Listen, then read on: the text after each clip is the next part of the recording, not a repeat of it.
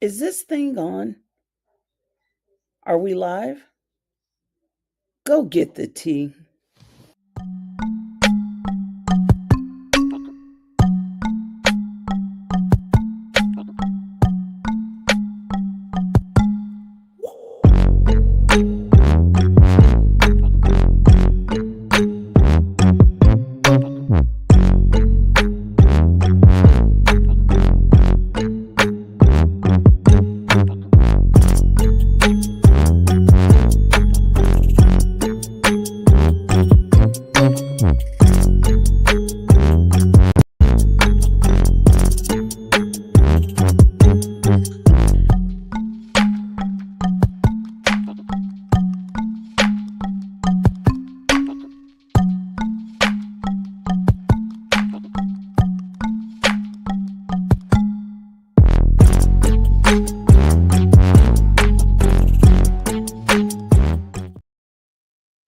Hey everyone, welcome to Talking Tea. I'm glad you can make it.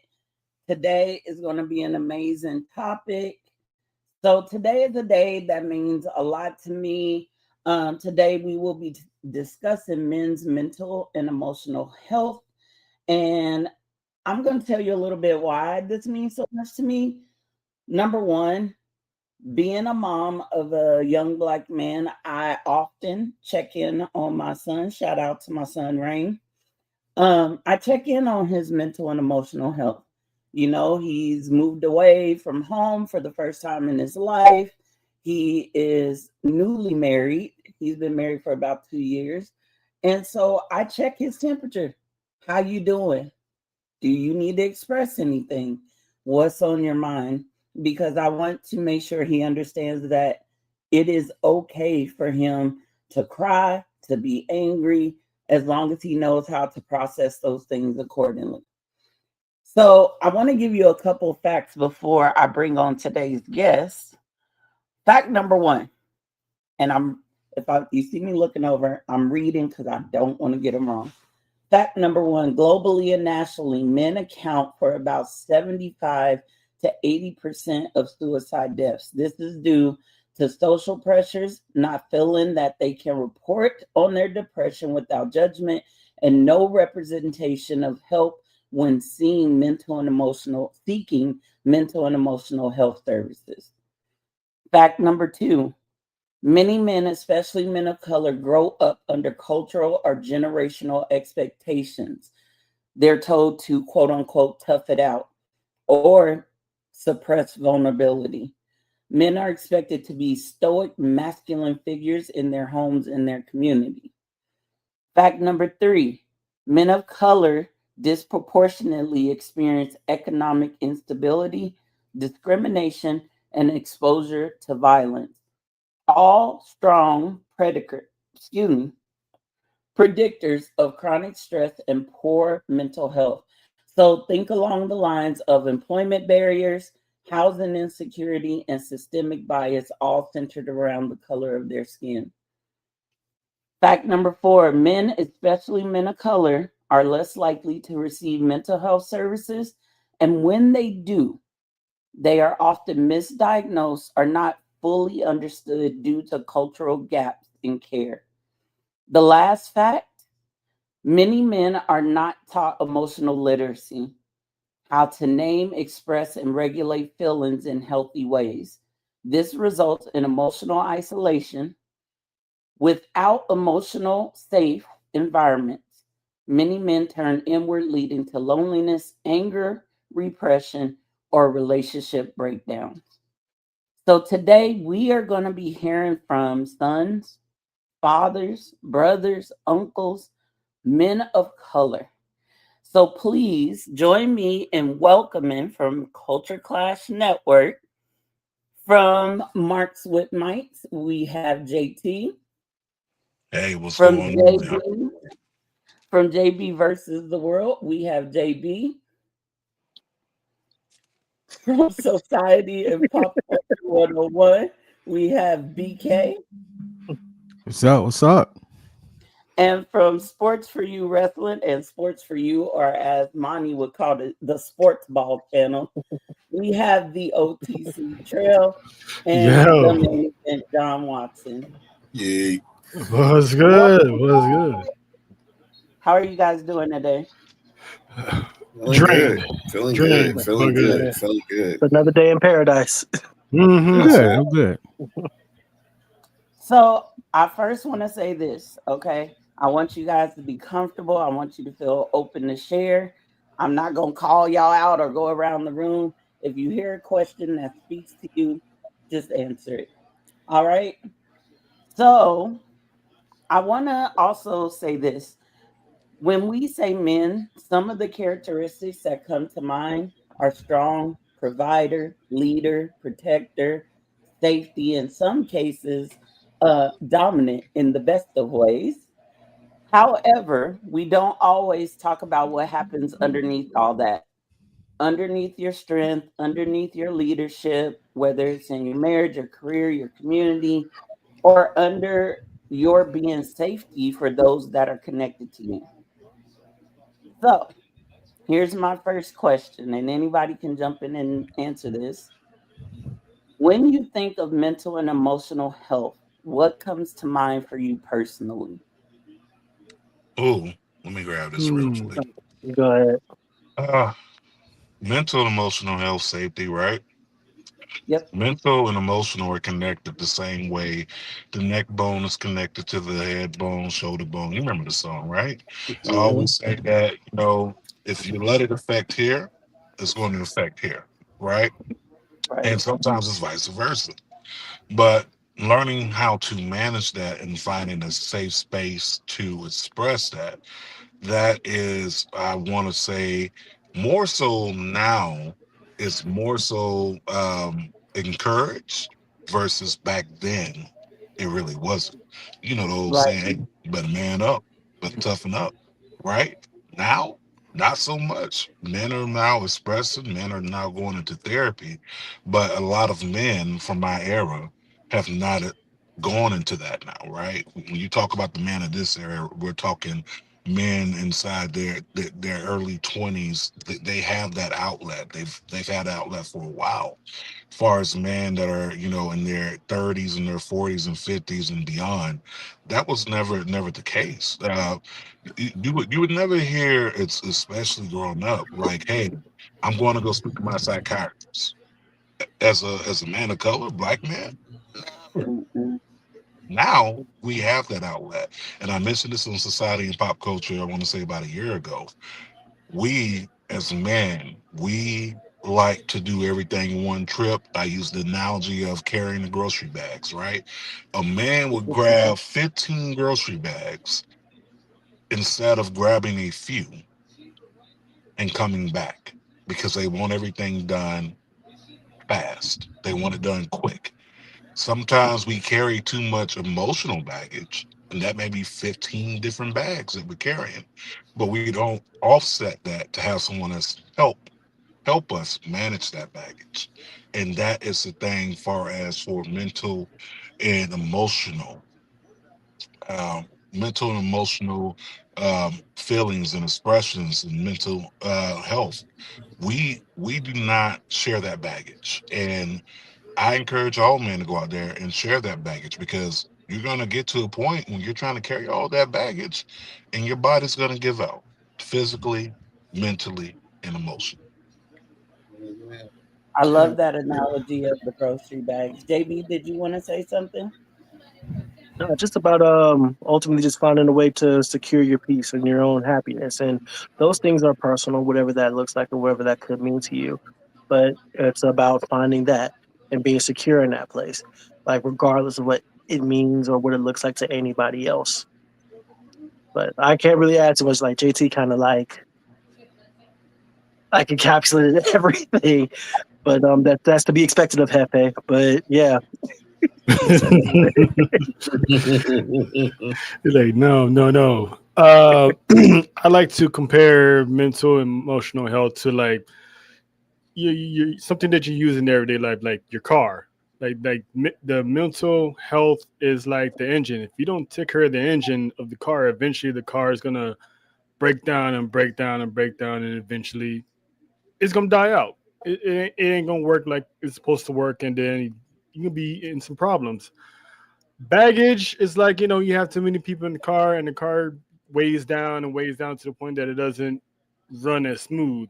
So sometimes you have to find that outlet to unleash those baggage, because it the as the year goes by, the more and more it weighs down. You could be looking at 10, 15 years of wear and tear and maintenance. And when someone expects you to act a certain way, how are you gonna act a certain way if you're not understanding the wear and tear that took a toll to get where I'm at now? And then I'm supposed to drop it out of nowhere just like that because you're not used to something like that. So it means a lot to first you have to understand it yourself before you can understand someone else. Thank you. Uh, Thank you. Go ahead, John. Go ahead. Out. All right. Yeah, Trail said you got to find ways to find that balance. When you think about your mental health, you got to sometimes know when times are getting really like overwhelmed. You got to know when to step back. Sometimes as men, because like the macho thing is, oh, let's do it all I want. Let's take it all head first, and instead of just falling back, breathing, take some time, and controlling whatever state you in. Emotionally, it's control, keeping yourself in a happy place, but then also make sure you don't just crash out for no reason or ready to just jump the gun on just the littlest things. Sometimes we as men, we get if it's just the littlest thing that bothers us, it'll bother it. We think it's the end of the world. So I look at it as, okay, if I can just find that balance and making sure I'm good and I'm in a happy place, I'm all right. Thank you guys. Hey, And there's a baby. I see a baby. I know. Oh man, nephew on the screen. What's up, nephew? Yeah. Yeah. Taught him well. Taught him well. Shout out to Big Unc. He was with us on Friday for He's Watch Along. He was eating his little heart out. So I have put out a challenge to all the ladies to show up to support the men of CCN. And so here's a few of them. We got Monty saying hey to y'all. Hey, Monty. What's up, Hey, Monty? Monty. We got Nesta. What up? We got PR, Main Event Mamas. Cannot wait to have y'all on the show. What's up, y'all? The author Lena Dow is here. Of course. And then Kiara, she agreed with JT. And Nesta said, y'all got to be able to breathe too. Absolutely. And It's shout hard out though. Hey, Ariel. Don't mess with that. Name wrong. All right. It's my girl Holly right there. It's my girl Holly from out in Colorado. One of my most podcasts. You know what I'm saying? How supporting. This is kind of like her field. And when I told her I was doing this pod, she wasn't going to miss it for the world. So shout out to you, Holly. I love you, girl. Welcome. That's cool. Please Right be there. commenting. So my next question for you all. What messages did you get growing up about showing emotion or asking for help, and how has that applied to your life today?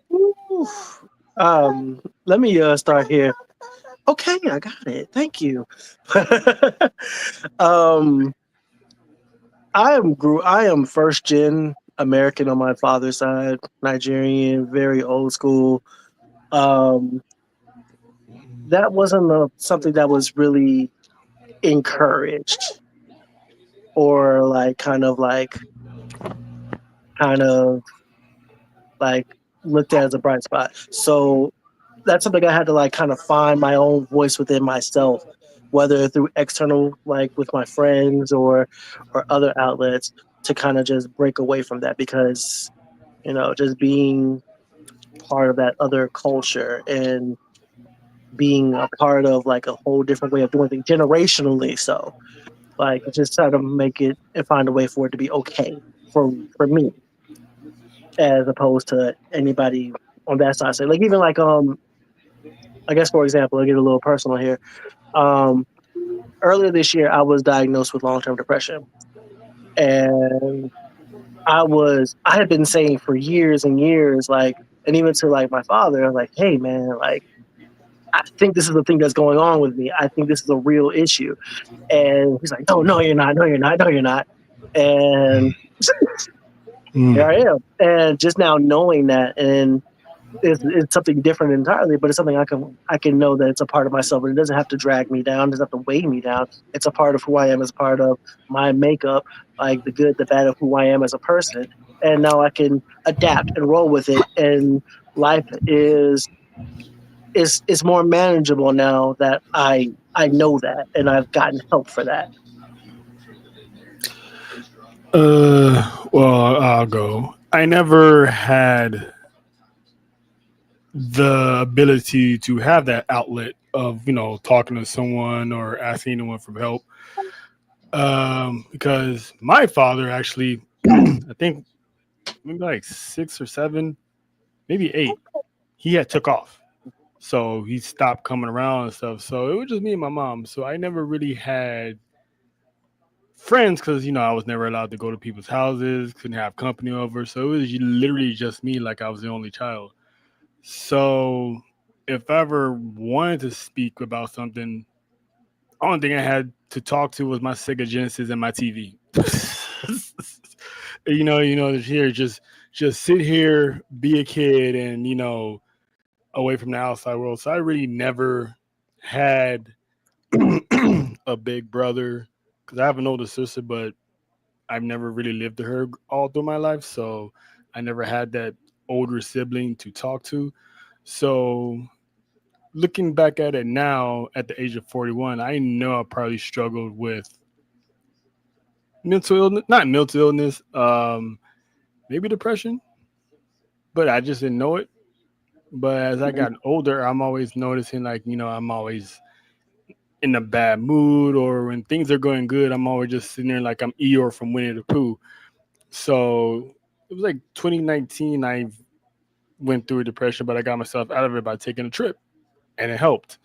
So it's like I usually compare everything to like Robin Williams because I'm always there for people, and people laugh and stuff like that. But sometimes I'm like, no one asks if I'm good or checks in with me and stuff like that. So that's something I always navigate on my own until I guess courageous enough to seek the help now as an adult because I'm so used to keeping it bottled up inside or dealing with it with myself. But because I didn't have a bad childhood, but I'm that means a lot. So yeah, that's pretty much how it is now. But I still struggle from it from time to time. But I've been trying to be better about it of how I keep myself around good people, give myself a hobby. This is why I'm always, if you see me every day on YouTube, because I'm trying to keep myself busy. So, and for the most part, it works. So, yeah. Thank y'all, JB and Trail, for sharing that. I want to give a shout out to Mimi. She was with us at 5 this morning, but she has a good comment. She said, "Thanks for hosting this, Faith, of course. And thank you guys for sharing. This isn't easy for anyone, especially in this society and for men of color. Big ups and lovingly listening and holding space." Shout out to Mimi. Thank you, Mimi. Mommy. Kiara says sometimes changing your surroundings can help depression. Look at Montreal being all sensitive and insightful. I see This is one. Hey, man. Hey, I, Cody. Cody. Thanks for stopping by. And as always, the beautiful Miss JoJo. Hey, JoJo. Hey I Jojo. want I want to touch on something JB said because it kind of the same kind of thing happened with my son when I stepped away from my relationship with his dad. We never talked about emotions in the house. We me growing up, it was just what happens in this house stays in this house, and you try to tough through it and you make through it, and that's just what it is. And after I had left my marriage, my son had a very hard time understanding and connecting with me. And I did not recognize the signs of depression in him until it was some months later. And when he came to me, it was like, look, I'm feeling this way. I don't understand how I'm feeling. I kind of was like, you know what, you need to tough it up. And I always ask him to forgive me for that because he was reaching out for help and I was in my own anger and in my own depression and I was shutting him out. And as parents, I think it's really important that when our children come to us or even just a loved one comes to us and say, look, this is what I'm feeling. I'm not sure what it is. I'm not sure how to process it. No matter what we're dealing with, we need to take a moment and really focus and hear what they're saying. So, JB, again, thank you for sharing that. Um, my next question: what kind of spaces or conversations do we need more of for men, especially men of color, when it comes to mental and emotional health? I say, even though we know that we're more susceptible to going to therapy, I will still say it's still a conversation that needs to have more input on, especially from us black men. We hear it from women, we hear from black women a lot that therapy is great, but we don't necessarily hear it from ourselves. And I think that's something that I practice myself here because I didn't go to therapy for my entire life, and I didn't realize that I was suppressing certain emotions and things because I was so good at being friendly and being the battery for everybody else that I didn't realize that I needed to be I needed to have that outlet as well. So here for like a year or so I've been going to therapy too, but that was because someone else, you know, and it was my wife, she was seeing that I needed it. So I think if we have more people explaining that to other people, especially when you see people going through some stuff, I think we'll have a bigger uptick in therapy for black men. We need more I like, black men therapists too. yes, representation is important in all areas. Anyone else want to chime in on that? I'll Yeah, piggyback. just find a way to just be vulnerable with one another. Okay, as a child doing the stuff in here. All right, so hold on a second. I'm sorry. I got you, bro. I got you. All right, feedback what BK was saying. We need to find more people in that's qualified in that space to talk to, and people who are willing to listen and not just listening just because you ask them to listen. I can find a place in many times where I don't have to go. It don't have to necessarily be a family member. I can go to my pastor. I go to some of my deacons I can talk to.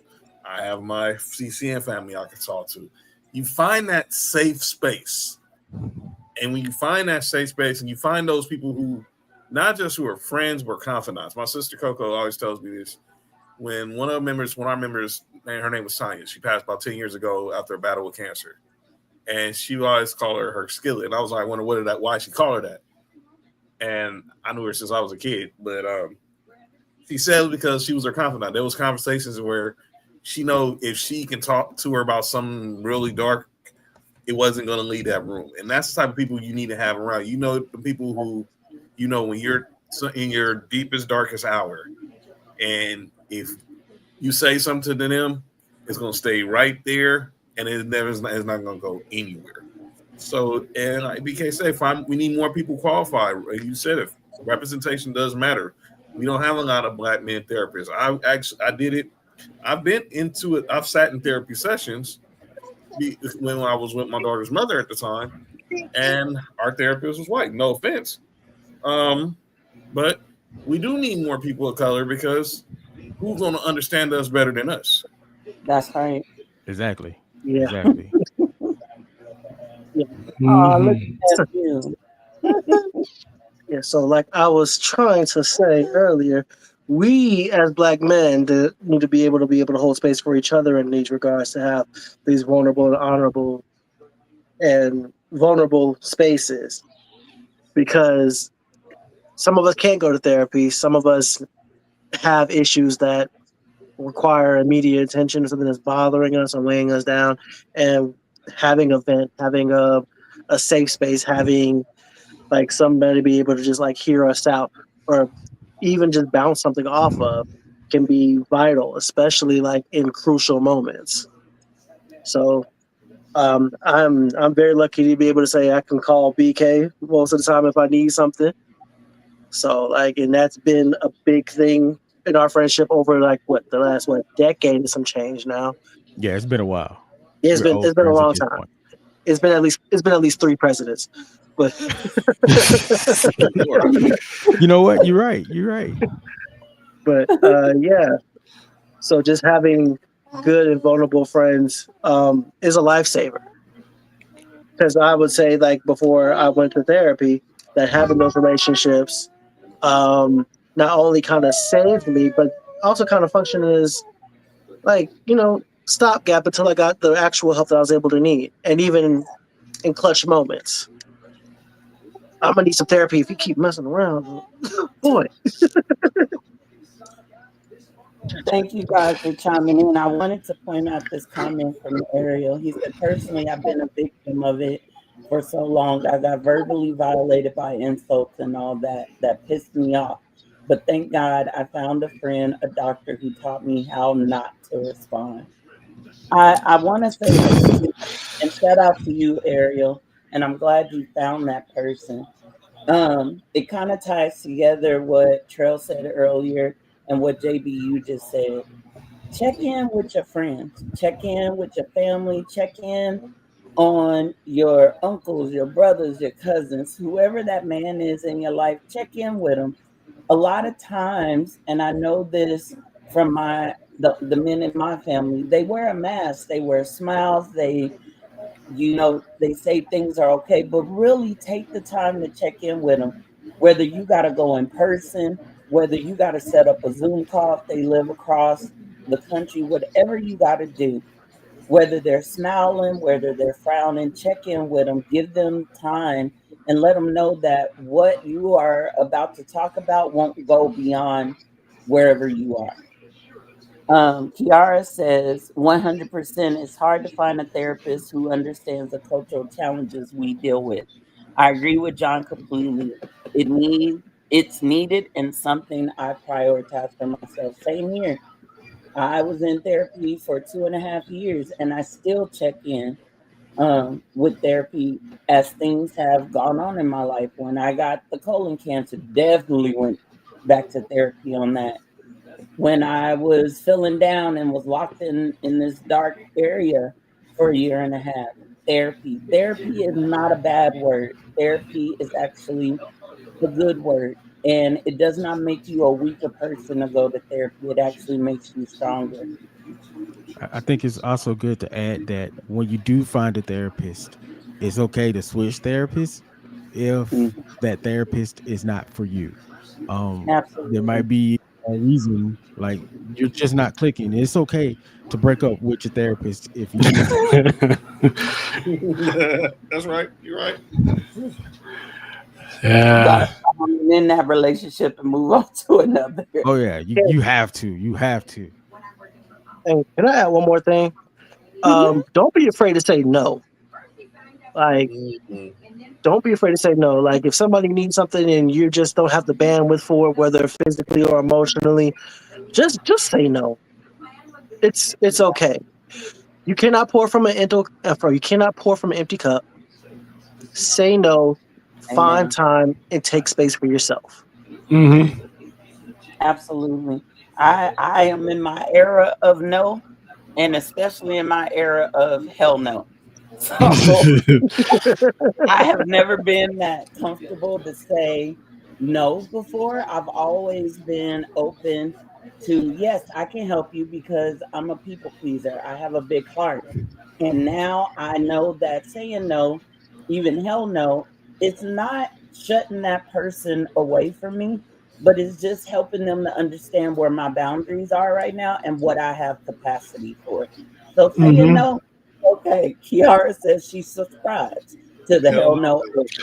Yeah, How Um, about you? and people who really are your peoples, they'll be like, "All right, I feel you, I understand." It's the ones who don't have your best interests are the ones that always says like, "Oh, you changed," or "You this, you the asshole now," or something. So that's pretty much a way of God telling you, "Hey, you have this power now. You can see who's for you and who isn't." So sometimes saying no is a powerful thing. Yeah, you ain't lying, bro. Because sometimes it's hard to you don't want to see, especially someone you real close to. You don't want to see them down. But sometimes you gotta protect people from themselves. And when you do, and sometimes when you end up trying to make sure that person is protected, you leave yourself open. And when you leave Yep. yourself open, that's when things get shaky. So I had to learn that also because obviously I had grown up first. I used to deal with trying to be accepted, trying to do everything, this and that in my teens. But I got to the point when I was like 16 or 17. I was like, I just don't care. I do me. I'll come to school every day in sweats and hoodies, and I don't give a shit. And that's how it started. This hoodie thing with me and sweats, that started way back at Westchester High in That 2001. explains it. If Mark was here, if my brother Mark, if Mark was here, he'd tell you we went to high school together. The sweat and hoodie thing, I did that way my junior year. I mean, And I made it work. And I did pretty much most of my senior year too, all the way until I got my diploma. And no one judged me on the way I dressed because I went to Westchester and that was and people thought that was a school where everybody was judging you on fashion and this and that. But I'm like, no, man, I was never judged. I barely had a pair of J's in high school. Hard to believe, but you know what I'm saying. I just found myself comfortable in my own skin, and I do that more now as I got into my 30s and now into my 40s, where I'm just in like, you know what, I don't care. I'm gonna live life. I got someone I got to live for now, and it ain't you. Mm, that on that. sounds yeah, that ooh, sounds nice. Cause growing up in the South, growing up in Atlanta, like fashion spoke volumes, interest man, spoke I feel you. I grew up volumes. in Texas, and like, oh, you got them shoes? Okay. Yeah, like just being a kid, like just being a kid that I was like with all the nerdy trends growing up, like Power Rangers, Ninja Turtles, Pokemon when it was blowing up, Dragon Ball Z when it was like sweeping the nation. Like I was there first. I'm like the OG nerd, and like even in my own bloodline, I'm like the OG nerd. And that it came with a lot of criticism and a lot of bullying. And I think the turning point for me personally was when I got to high school. I got on the football team, and when I started lifting weights, it literally got to the point where it's like I got too swole for y'all to try to beat my ass. so so that kind of slowed it down in one regard. But it wasn't until college until I found my own tribe, like a group of nerds. And I'll never forget the moment where I'm just walking around the cafeteria and I hear these Negroes loud arguing about the Flash and which Flash was fastest. And I immediately went over there, immediately became friends with them. I've been down with them boys for damn near 20 years at these points. We locked in. But yeah, just finding your tribe and finding that kind of comfortability thing, it wasn't easy for all of us. And it definitely affected the way that we grew up. So like this version of myself openly is who I've always was, like on the inside, but didn't have a lot of spaces to be that way because of the outside pressures of what somebody else would say, like girls not liking it, or the popular kids making fun of it, making fun of me for it. Like so, Mhm. just having to like find that and just continuously just learn to be comfortable in it. Now I don't care.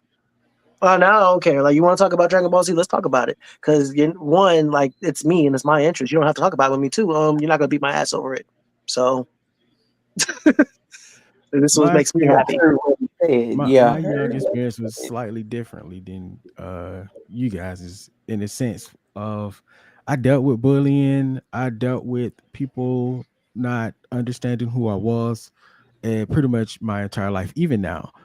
But I think for me, it was all about continuing to be the authentic person that I am. Even from a kid, I also have like three other siblings, so we're diametrically different.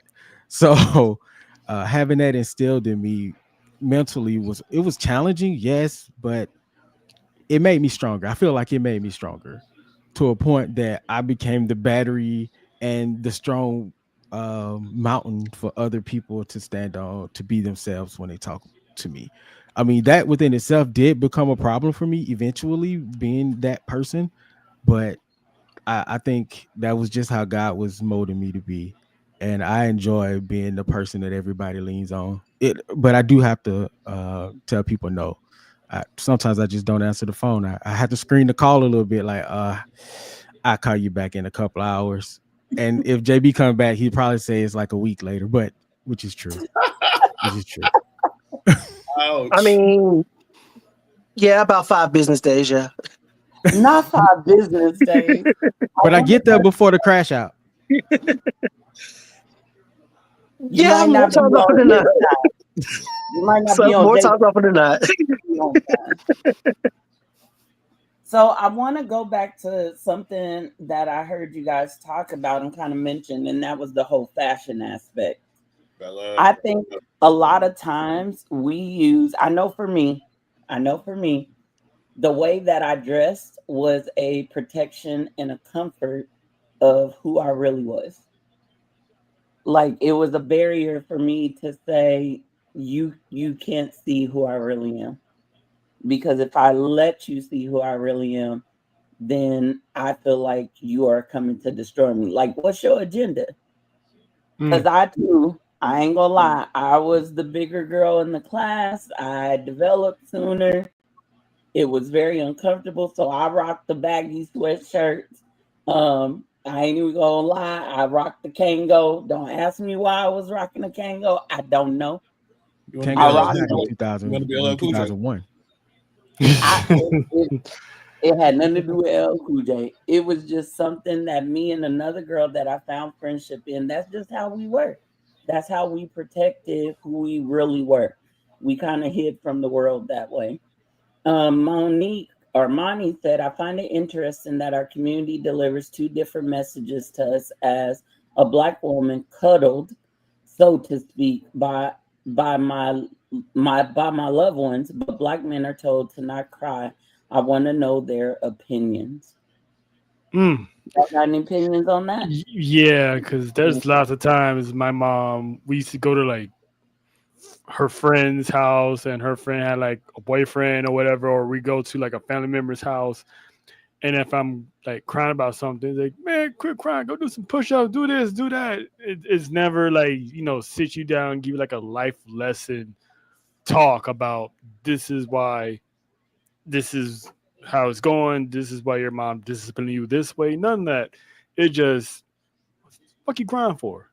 Like, Mm, and he's not even my dad. And he's like telling me like stop crying and stuff like that. So it's like I've heard that multiple times, and I've been in a relationship probably about like 20 years ago where I tried to express my feelings about something, and it gets sent back to, oh, you're always complaining or you're always whining about something. It's like, well, damn, how am I supposed to tell you what's going on if this is what I get? So I usually start shutting down from people. So yeah, I definitely understood what Monty is saying, because we're told that we're not allowed to have feelings. We're just supposed to be the Hulk, the He-Man, the Terminator. Superman. Yeah, like and it's like it's not like that. Hell, even Superman had a problem. Why do you think he always went to his parents to have a talk? Batman went to Alfred. So it's like the superheroes that we supposed to be, they had people to talk to. So it's kind of ironic when they always told us we're not supposed to be that way. I watched my father not really express his emotions a lot. Mm. So as a parent, I wanted to fill in the blanks that he didn't fill in. And I knew culturally and upbringing wise, he got a lot of siblings.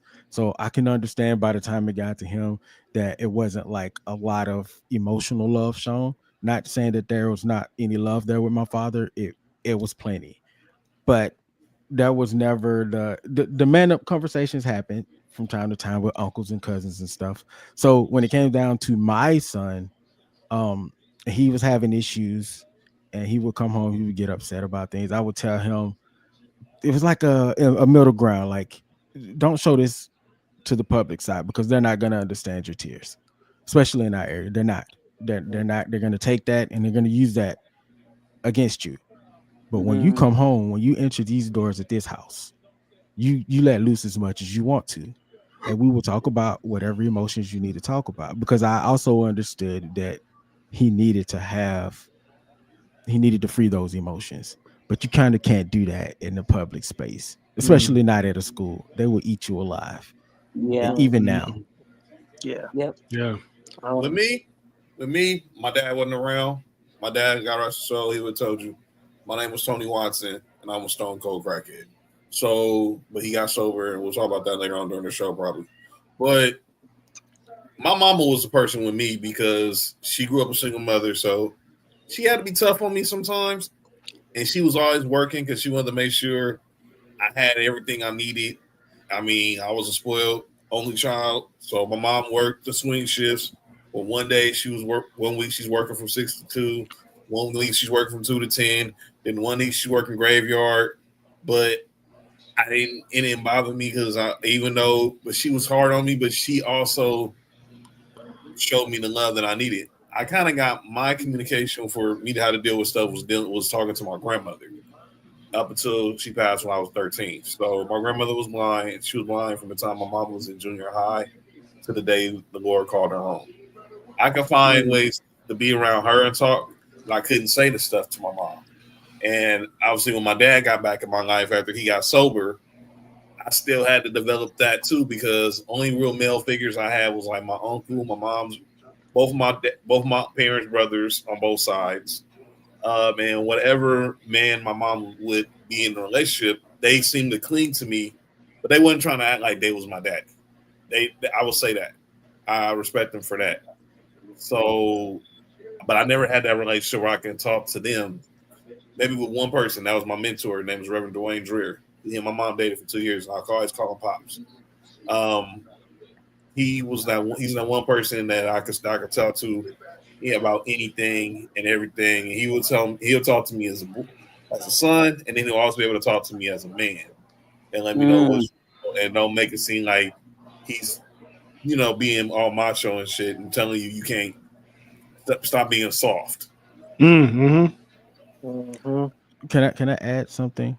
Because I see like in the comments everybody's saying that this is something that we all it's culturally everywhere, and that is true. But I still think at some point I think it starts as a protection,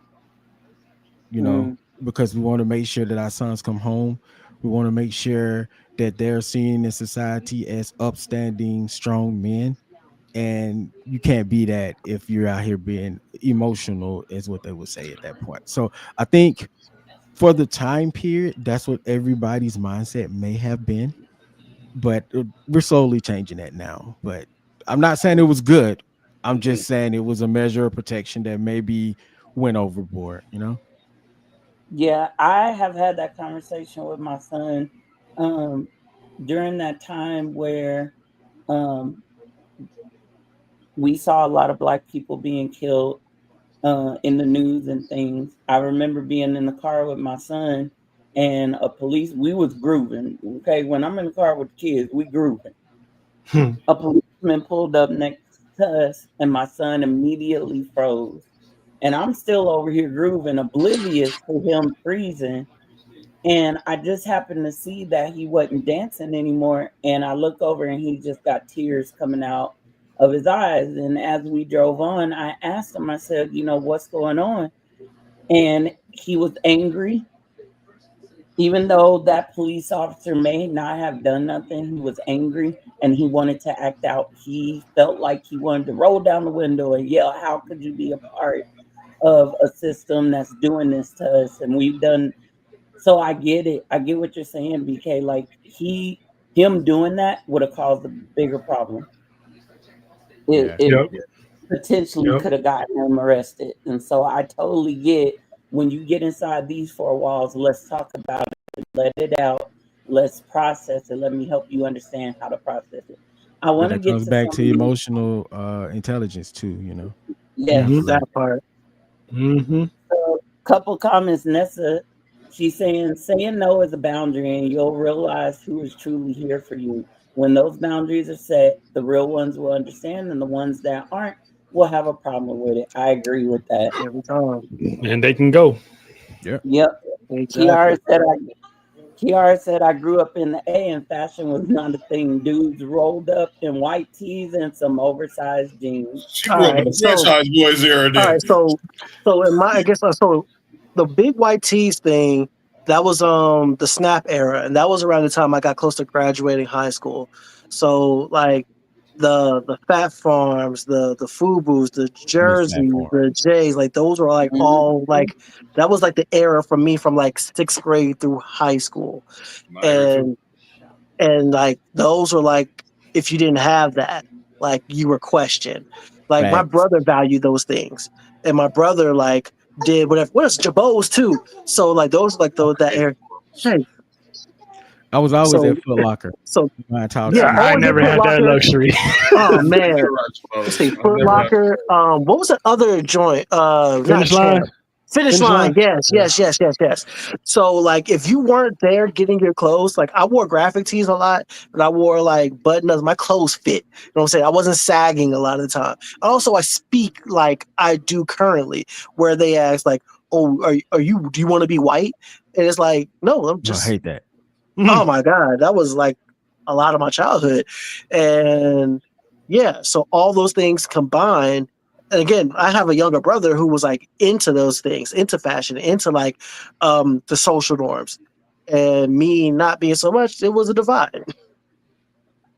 I want to point out this comment from TJ. He said they want us to be Superman when sometimes we just want to be Clark Kent. Mm. Mm-hmm. Ooh, man, Mm-hmm. realizing that Clark Kent is Superman. Oh boy. Yeah. Mhm. Yeah. Yeah. Yeah. When the time is right, you put the Then gear he on. becomes Superman. Exactly, Yeah. but the default is Clark. Yup. Mm-hmm. Facts. We got a Superman was comment from carrying them grocery bags JT was talking about. Exactly. True. Arthur Lena Dow said mental health is like a war. You fight or suffer in silence. You never know someone's battle. Take a minute and check in and take some struggle seriously. Someone's struggle seriously. Mm-hmm. True. Mhm. True. And speaking of Arthur Lena Dow, as you guys know, this month is Breast Cancer Awareness Month. If you've heard Lena's story about how she had breast cancer, has overcome it. She has a memoir coming out. Can't wait for that. So today, Talking Tea honors Lena and her fight with breast cancer. She is a survivor. So guys, please go out and support breast cancer awareness. My We mother's love also a you breast over here, cancer Lena. survivor, and Go so is ahead, Mrs. John. And so is Miss Maxine. My mother's Oh also a yeah, my breast mother is also a cancer survivor. cancer survivor. So shout out to all Love the Yeah, all of shout them. out to the cancer survivors. survivors, man. F Mm-hmm. Yeah. cancer. Yeah, For I real. F lost. cancer I for lost my real. daddy to it, but they still kept my mama, so I can't be mad. Hey, Mimi says, thank for her, JB. People started calling her Oreo. I love Oreo, so I don't care. Mimi, I love You you. know what I'm me saying? too. Hey, Absolutely. me and Mimi really. Me too. I love me some Oreos, man. I never Exactly. understood that. I didn't get that. I heard that a lot in high school about the kids because they felt like, okay, you was black, but you was really trying to be white. That's what So the I was Mm-hmm. like. Carlton Banks, the Yeah, Carlton Bankses of basically, the the world. Carlton Carlton Banks. Banks, being the Carlton Banks was now people saying like Russell, kind of like Russ Saint, then you kind of be on some Russell Wilson type shit right now. So like And my freshman year of high school, I lived in Orange County with my Uncle Judge. So he only Trail knows that joke. It's my Uncle Keith, my dad's youngest brother. If you watch the early days of Sports Review, you will understand. That's why Trail's laughing. But my Uncle Keith, my dad's youngest brother, he moved back here from Chicago, and he wanted me to move in with him and his new family for my first year of high school. And I went and lived with him. I went to school called Ocean View High in Huntington Beach. And I could count, Faith, real talk. There's about 20 blacks in the whole school, BK. Like 20 blacks. It's not a whites, it's not a Hispanics, not a different variations of Asian, whether it was Asian or any of that nationality, but it was 20 blacks. It was like that scene in Higher Learning when Cube was pointing out the white people were at Disneyland, the Japanese people were at Chinatown, and we in the black hole. The black hole was like where all the black kids were. It was like 20 of us there from 9th to 12th grade. Mm-hmm. That one scene, and if you was, and when I first got there, I did start hanging out with the white kids because I didn't know any brothers there. And it's kind of crazy. It took a white girl to actually come get me to come hang out with the brothers. Never mind. Nope. Go ahead. She was Italian. She was Italian. So let me go ahead. Let me clarify. Man. She was Italian. Sorry. So I have a couple more questions for you guys. When you hear the word strength or strong, what does that mean to you now compared to when you were younger? It means now I can say I can defend myself, and I don't care if you like it or not. Like if I have friends or someone that don't talk much, I'm always like, hey, how come you don't talk much? Blah blah blah. Now it's just like I have the strength, and it's like, you know what, that's cool. And then they turn around and be like, how come you don't talk? I'm like, I just leave it on red. So it's having the strength to deal with life as opposed to back then. Because back then I didn't have the strength to deal through life. I grew up, I guess, an emotional kid. So for me now, I have the strength to navigate through things and be like, okay, that really doesn't bother me, or I just worry about myself. And that's actually done wonders for me sometimes mentally, because I don't have to worry about other people's opinions, other people's projections. Is either you understand me or you don't. And if you don't, you can go try to understand somebody else. Because as long as I understand me, I'm going to surround myself with people who understand me. And if, so then I just walk that long road alone, like the Book of Eli. That was a good movie. It was. I think it also comes with a level of awareness as well, of just knowing what was, what is, and where you are, and being okay with those factors. Strength doesn't have to be like physical, but just being comfortable with yourself, being comfortable in your own skin, and also being present for those in the ways that you can be present without overextending yourself. Mm-hmm. I like both. For me, as a kid, strength was all physical. But now growing up, now in this moment, it's emotional depth, it's emotional intelligence, it's mental health, it's being there for the people I need to be there for, and saving some for people I don't know. And it's also a level of just understanding that change is going to happen and that I need to embrace that change when it comes. Right on. For me, obviously, like BK said, strength when you're younger. You're talking about, being strong and masculine. I was never that. I was skinny then, I'm skinny now. That's why I'm hashtag Dad Bod Squad. So therefore, but more with me then the strength now, because I've been saved since I was 14, and I didn't really get more into my faith and spirituality until I got into my 20s and 30s, and more so now in my 40s. So, it's me with the spirit, the strength I find spiritually, knowing that I can go in my prayer closet, have a talk with the Lord, and tell Him what's going, thanking Him for waking me up, and praying for that. Make sure things just go smooth throughout the day, whether not just with me, but others who I considerably care about, you guys and my family and my daughter and this and that. Emotional, obviously, is making sure is knowing that I can be there for somebody and not and be vulnerable, and I can be vulnerable to somebody else and knowing that I won't be judged.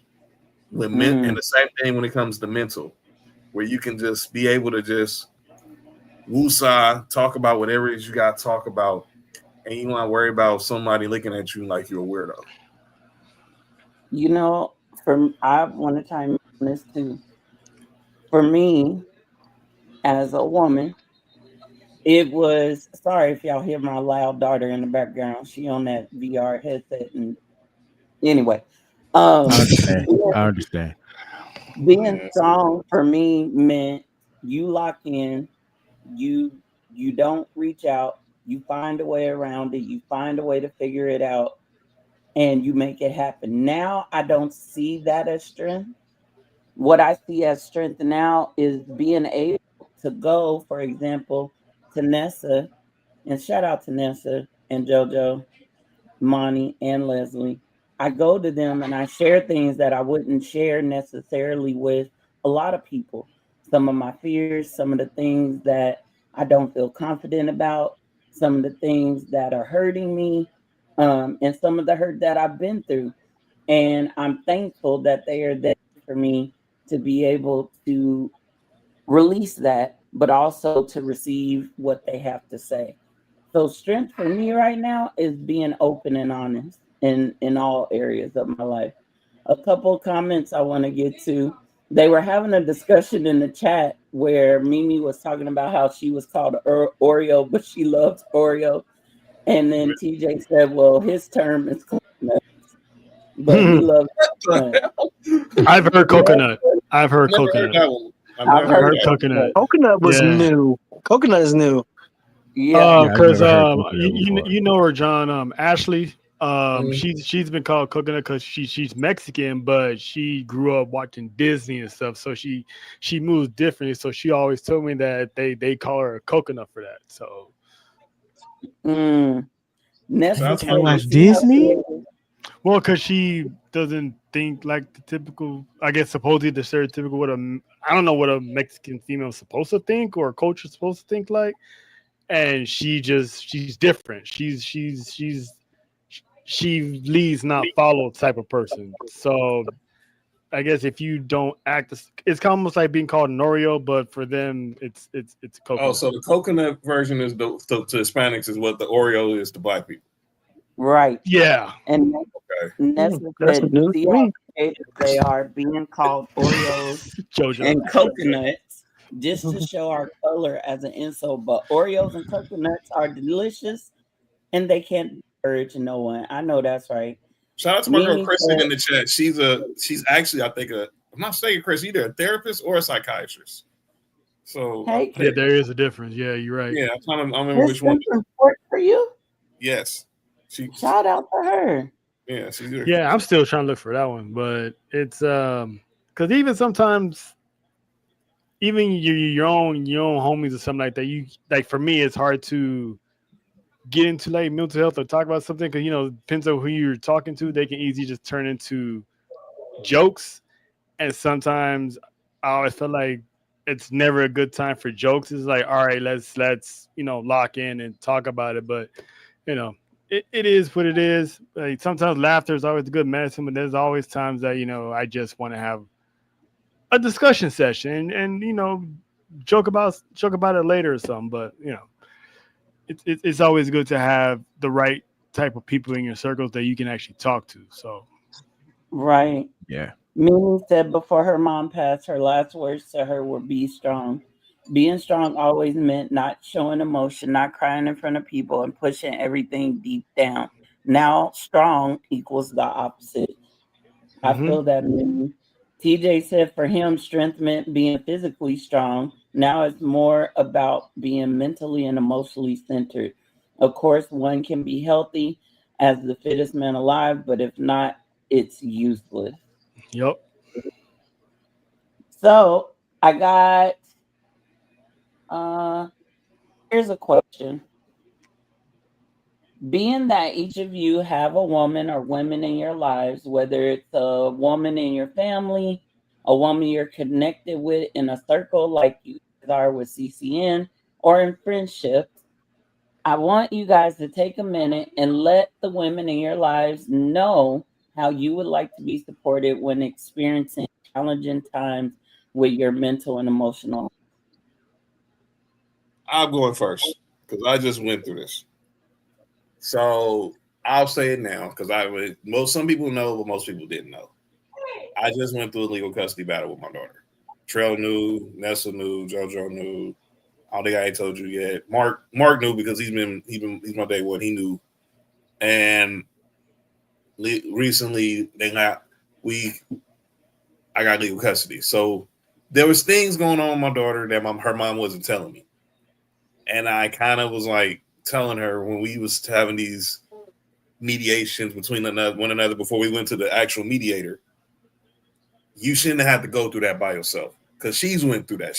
My daughter's mom is battling anxiety, and she's always been on the go with her oldest daughter. She felt like, okay, yeah, you're present, but I sometimes just be on the go, be on the go, be on the go, be on the go. And with me, it was even when we were together. I told you I'm here, even though we're not together. There's nothing more important than my child. So when I got legal custody, it was a weight lifted, and now we can work together because I should not like my daughter. I found out my daughter had ASD, but she kept that from me for a year. And I told her, like, you shouldn't have to went through that. Even if we got to go to the sessions together, I'm going to go. And my mom told me this. I had to get this done because she got tired of seeing me hurt. And when my mom said that, I went back and I was like, dang, I didn't know she was right. And I asked her, like, you know what you said really hit. He's like, you're not a mother. So I see it. How's your weight on you? So to the ladies, when it comes to supporting men, especially those in my life, just being there to listen or just being present to keep us sane goes a long way. Trust. Mm-hmm. You ain't got to say much. You ain't got to do much. Just being present and showing you care is what gets us through and know that we are going to be all right. Well, for me personally. Yeah. Yeah, I just want to say to the women that I know, friends, even some that I've talked to on the personal level here in CCN, just thank you for showing patience. Thank you for listening and not judging. When we're all, not perfect on this planet, there's no such thing as a perfect person on this planet. We all got flaws. But thanks for always, when I need tough love, whether it's like a conversation or the look, I appreciate it because it keeps me like, all right, I got to move this way differently and stuff like that. Continue to understand me, try to understand me, and I definitely appreciate every thing that you guys have done for me, or yeah, everything you guys have done for me so far. BK, you want to go first, or just like? Go ahead. All right, all right. 2025 has had hands and feet. I have been knocked every which way, and I've been turned every which way but loose. But if not for the strong support system that I have, especially from the women in my life, that temptation to take a long walk off a short pier would have been greater than what it has been. Mm-hmm. So, like, I appreciate them for doing the things that I do need. I just need present, hear me out, listen to me, and be just just if I need to hear something, because I could be stubborn. Ask BK, I could be stubborn. Oh yeah. That was a good seven. Yeah. That was a lot. We That was a all lot we right all there. we all can. We all can. Yeah, trust and That was believe. that was way too much. You were at a 7. I need you at a 3. All right. That's deep. Yo, But yeah, like I absolutely appreciate every single last one of you. Like I love you from this day till my last day, like my mom included, wherever she is. Love you, mom. Wherever she What? is.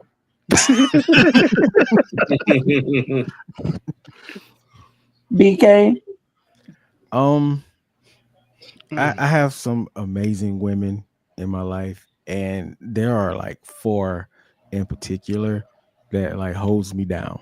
Um, but I will say that's my mom, that's my wife, that's my daughter, and there's Nova Kane. Shout out to all of them. But I no will love. say, a few months ago, I got some news from a family member that hurt me. Cried for hours, and my daughter walks in the room and she says, "It's okay, Dad. I understand. It's hard, it's heavy, and it's something that you've never been through before, so it's scary." And then I looked at her and I started laughing. I was like, "Oh my God, I can't believe how emotional, intelligent you were to come in to tell me that." And like every time I That's go what's through funny. something now, or every time there's like something heavy on my heart that is unknown, which is why I say, change, just accept the change, because it's just new and eventually you will get through it. So I have four amazing women that always make sure that I know that, and I appreciate them so much. But if there's one thing that I can say that I just need from them, is when I do bring my emotions, just don't overthink it, Mhm. because sometimes we can overcomplicate things, and sometimes it's not that big, you know. Talk about it. It's just simple. Yeah. I appreciate that. Lena said, it's okay not to be okay. Embrace your struggles. They're the first step to healing. Even the fiercest storms pass, making way for brighter days ahead. Shout Amen. out, I want to Yeah. That's say eloquent. shout out to Lena. She always puts that nail in it just the right way. So before we close out today, I want to bring up a segment that we like to call serving crumpets.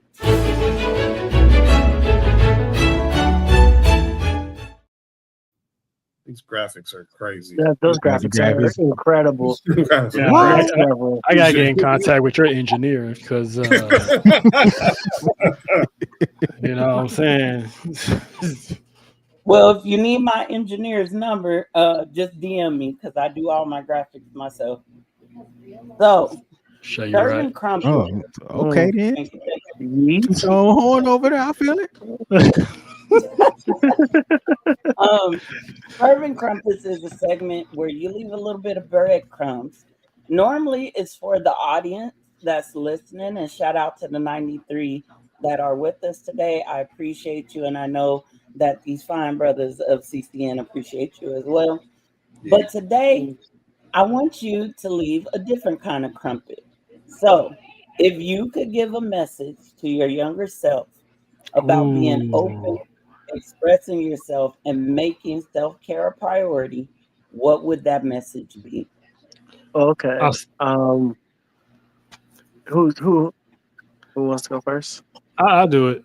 Uh, I Okay. would I would tell my younger self, be unapologetic for expressing how you feel, because if you keep it bottled up inside, at times it's not going to come out the way you want it to come out later on, because it might come out of anger or despair. So I would tell my younger self, if there's something that you need to speak out about, do so. There's nothing wrong with cleansing your soul of negativity or something that's weighing you down. So that's what I would tell myself: is be strong, not just be a he-man, but also emotionally, mentally.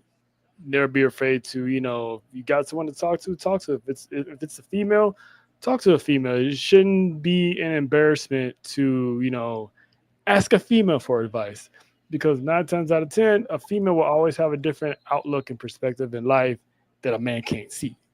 So always never be afraid to speak out. That's what I tell my younger self. All right. All right.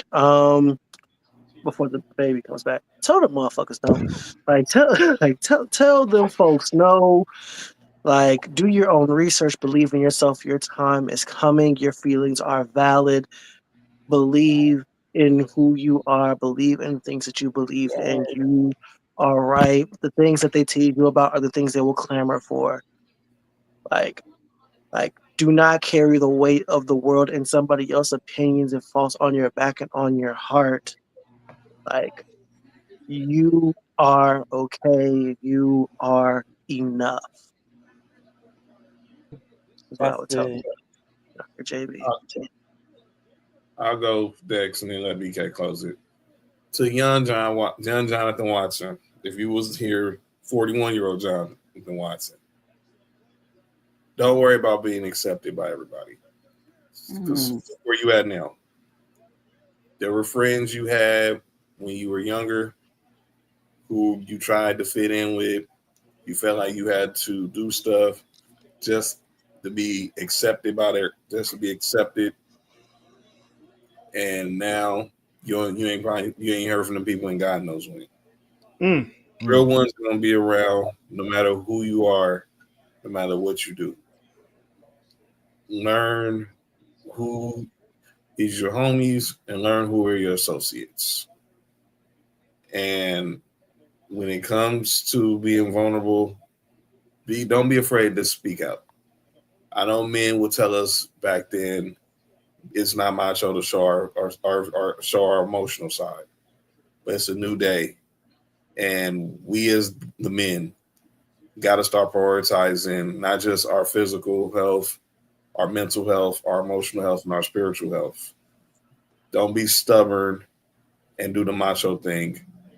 Make sure you have your health in all aspects in order. Otherwise, you're going to find yourself right where you find yourself in a real dark place, and you don't want to be there. Stay positive. Very good. Thank you, John. BK, you want to close it out? Sure. I will tell young BK to stay the course.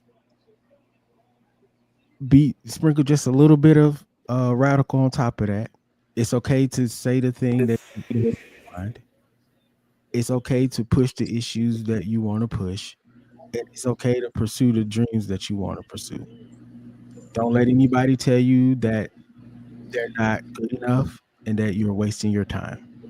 Because like John said, look at where you are now. You wouldn't have gotten here if you never pushed yourself and got out your own way. And not let other people tell you which way to go. Follow your own path. And don't fumble your wife, because you almost did. Good message.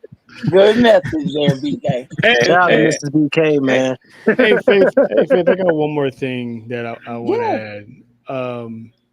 Shout out to you for putting this all together, because not everybody know, but everybody in this room knows the trials and tribulations you've been through for the past couple of weeks. And by the way, it's still on site for the perpetrator. We ain't forgot.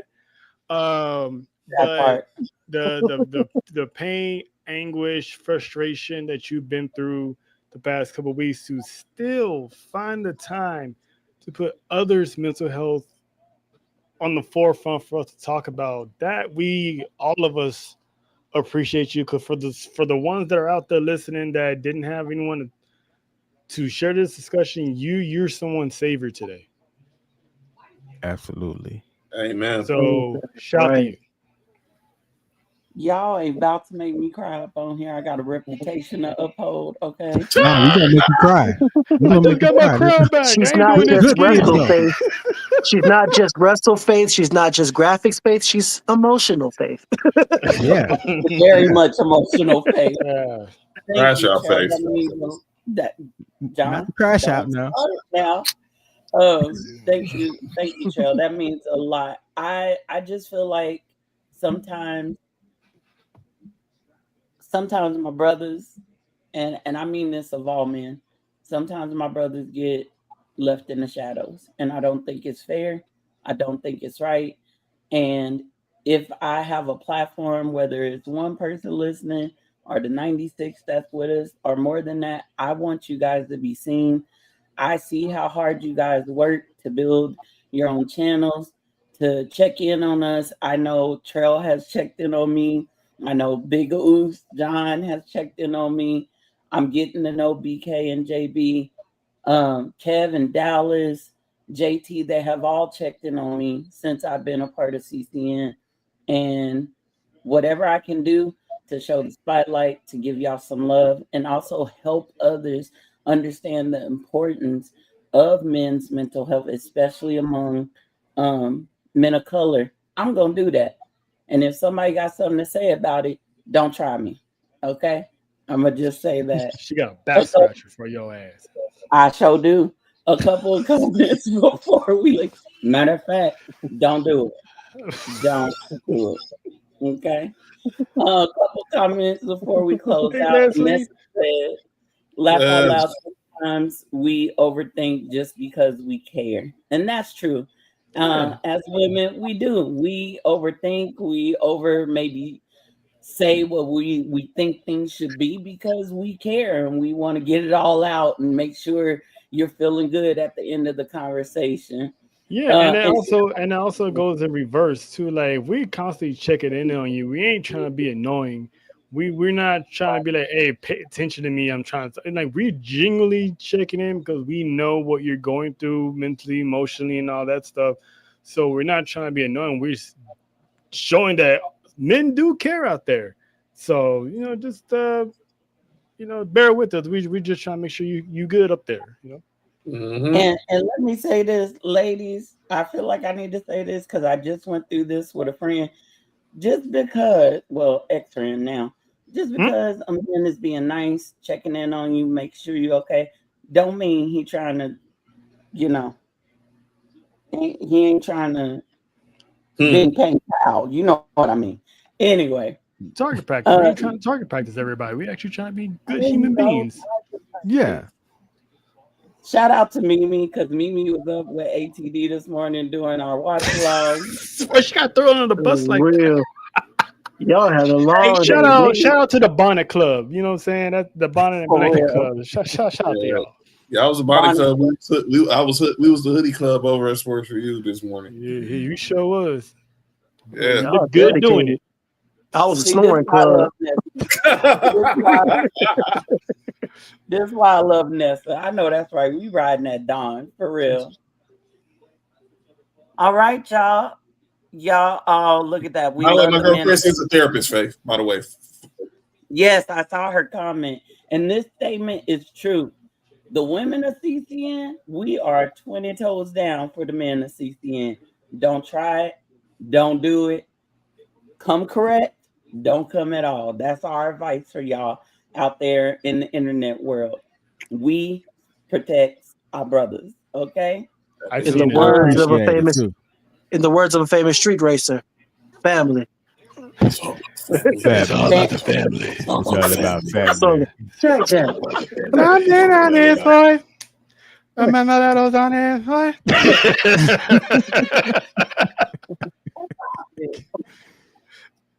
Hey, Tanisha. Tanisha. Did I freeze? Let's watch it. You did. You did. Y'all still hear me?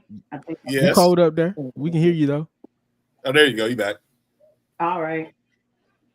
So y'all, we are going to close out because whatever's going on with my computer, it's saying hell to the no. It's in its hell no error too. Let me wrap it up. Say that. Yep. So thank you everyone. JT, John, Trail. Uh-oh. Computer's like, wrap it up, me. I'm gonna wrap it up for you. They really are going to hell no error. Yep. That computer said, "You're right." I said no. It pulled a last night.